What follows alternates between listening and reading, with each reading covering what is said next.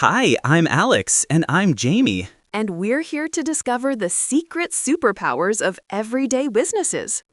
Did you know there are hidden strategies behind your favorite stores and brands?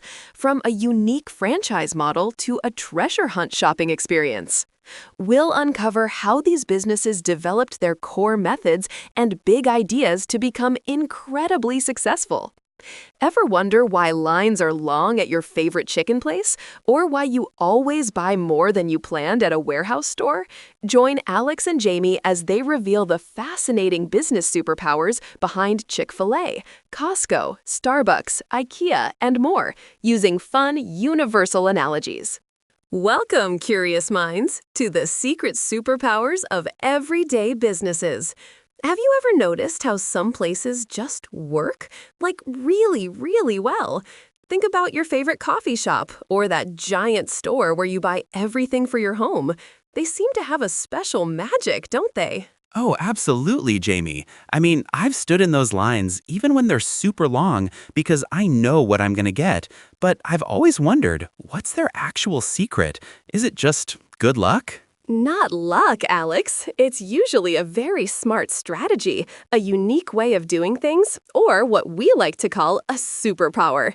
Today, we're going to peek behind the curtain of some familiar places and discover the core ideas and methods that make them shine. We'll use simple analogies, like cooking or building with Legos, to make these big business ideas easy to understand. I love that. So, not just what they sell, but how they sell it, how they build their whole world. Exactly. We're talking about the how. And to kick us off, let's talk about a place famous for its incredible chicken sandwich and its famously polite service. Chick-fil-A. Ah, Chick-fil-A. The lines are legendary, and everyone always says my pleasure.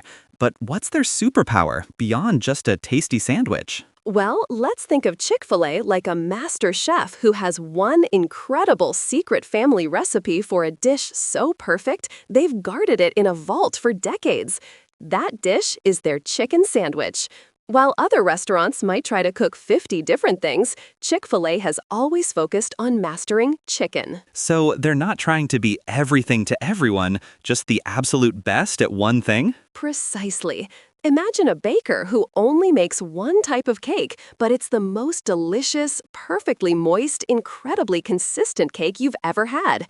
That focus is a huge part of their superpower. They call it maintaining a small menu focused on chicken sandwiches.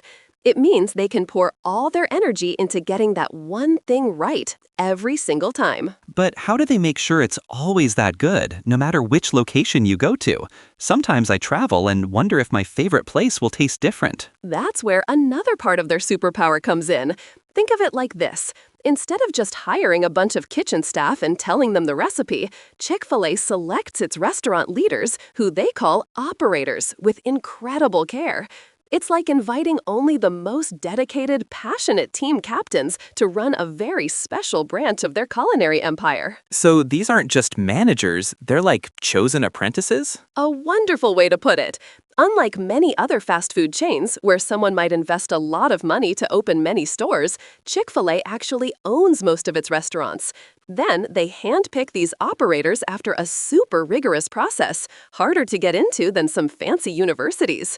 These chosen few only need a small initial investment, but they must be hands-on, deeply involved in their community, and amazing at developing their own team members. Wow, so they're looking for real leaders, not just investors. That's really different. It is.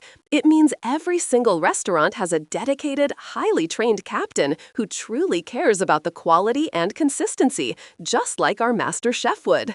This hands-on approach helps ensure that whether you're in one state or another, you get that same perfect chicken sandwich and that same My Pleasure service. And let's not forget their upstream ordering in the drive-thru. Think of it like a sports coach getting players ready before the whistle blows, saving precious time. Like having someone take your order while you're still in line. That definitely speeds things up. Exactly. It's all about making the process as smooth and consistent as possible, and it's a big part of why they're so successful, even with those long lines. All right, so from the master chef who perfects one dish, let's move on to another fascinating place, Costco. I always go in for two things and come out with a cart full of stuff I didn't know I needed. What's their superpower? Costco's superpower is like running a members-only treasure island. You pay a small fee to get your special VIP club card to enter, and once inside, you're encouraged to explore. It's not a quick grab-and-go grocery store. It's designed for a longer, more adventurous shopping trip. So the membership fee is part of the Treasure Island entry ticket? Precisely. That annual membership fee is actually how Costco makes most of its money. It allows them to sell their products at incredibly low markups, sometimes as low as 11% compared to 25 to 50% at other retailers. They want to keep those membership numbers growing by always offering amazing value. That makes sense. But why does it feel so industrial inside, like things are just stacked on pallets? That's part of the treasure hunt experience, and also how they keep costs super low. Imagine a farmer selling produce directly from the truck, cutting out fancy packaging and extra steps. Costco stacks goods on pallets up to the ceiling. It saves them time and labor because they don't spend hours meticulously arranging individual products on shelves. This means more savings for you, the treasure hunter. So the slightly chaotic warehouse feel is actually a cost-saving strategy that benefits me. You got it. And another key part of the treasure hunt is that they constantly move products around and cycle in new exciting deals. It's like exploring an ancient ruin where you never know what amazing artifact you'll find around the next corner. This creates a sense of urgency and discovery, encouraging you to shop longer, and as you said, you never know what treasure will pop up or how long it will be there. It definitely works on me. I always feel like I'm finding something special. And while most stores try to offer thousands of different items, Costco takes a different approach. Think of it like a specialist toy store that only sells the absolute best 3,700 toys rather than every toy imaginable. They stock a limited number of items, which gives them huge buying power with suppliers, leading to better prices. And then there's their famous Kirkland brand. Oh, Kirkland. Everyone raves about Kirkland. That's their own private label brand, like a store having its own super reliable, high-quality brand that's just as good, or often better than an even better price. It builds incredible trust and loyalty. So, Costco's superpower is that it's a treasure island for members where the hunt is part of the fun and you always get fantastic value on high-quality goods, often from their own secret stash. Amazing! From a carefully guarded recipe and team captains to a treasure island and VIP cards. What's next on our list of business superpowers? Let's sip on some strategy with Starbucks. If you've ever ordered a super customized drink or used their mobile app, you've touched upon their superpower. Think of Starbucks as a magical potion shop where you can custom order a drink with hundreds of possibilities, from a simple espresso to a multi-layered frothy delight. I definitely love customizing my order, and the app is so convenient. But I heard something about Starbucks holding a lot of money on those cards, like a bank? You heard right. That's a huge part of their superpower. Imagine you have a special magic wallet on your phone and you load it up with potion credits before you even decide what drink you want. Starbucks gets to hold on to that money, billions of dollars in fact, as revenue before a single product is even purchased. It's like getting a head start on their income. So my digital piggy bank actually helps them financially? Absolutely. And it gives them valuable data. Think of it like a helpful librarian who knows exactly what books you love because you always check them out with your library card. Starbucks learns your preferences, your ordering habits, and can offer personalized recommendations or deals. This creates a digital flywheel that keeps you coming back. That's smart. They know what I like even before I do. Exactly. And with all those complex, customized potions, it can take a barista some time to craft them. But Starbucks was an early adopter of mobile ordering and drive-thrus. Think of it like a pit crew in a race. They get your customized vehicle, your drink, ready for quick pickup. It might seem like a small thing, but those convenient options have become incredibly important, especially with more people on the go. So even with complicated orders, they figured out how to keep things moving fast. Yes, by letting you order ahead or grab and go.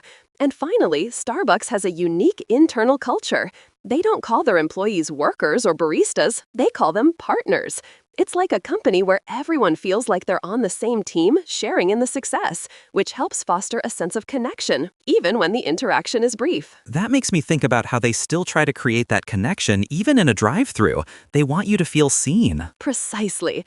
So, Starbucks Superpower is building a global potion shop where customization, early tech adoption for convenience, and a sense of partnership create a unique, personal experience that keeps customers coming back for their special brew. All right, from magical potions to building your own furniture, IKEA is next. Their stores are like giant mazes, and you have to put everything together yourself. What's going on there? IKEA's superpower is being a colossal Lego architect's idea house, where they've redefined how we think about furniture. When you step into an IKEA, it's not like other stores. It's a winding, fixed path, almost like a guided tour through beautifully decorated rooms and inspiring setups. It really does feel like a journey. I sometimes get lost, but I also see so many ideas. That's by design. Think of it like a journey through an idea house that constantly curves to keep you curious about what comes next.